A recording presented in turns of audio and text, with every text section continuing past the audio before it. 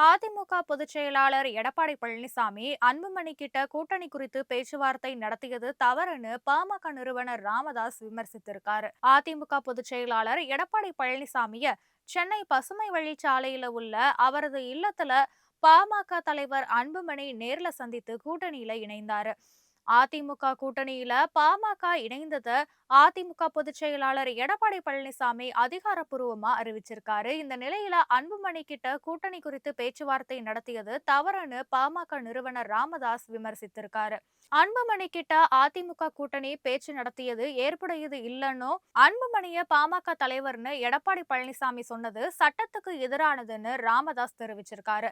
இதற்கிடையில 2026ஆம் ஆண்டு சட்டசபை பொதுத் தேர்தல்ல பாட்டாளி மக்கள் கட்சி சார்பில் சட்டசபை வேட்பாளராக போட்டியிட விரும்புறவங்க தங்களுடைய விருப்ப மனுக்களை ஜனவரி 9ஆம் தேதி முதல் தைலாபுரம் தோட்டத்துல வழங்கலாம்னு ராமதாஸ் அறிவிச்சிருக்காரு.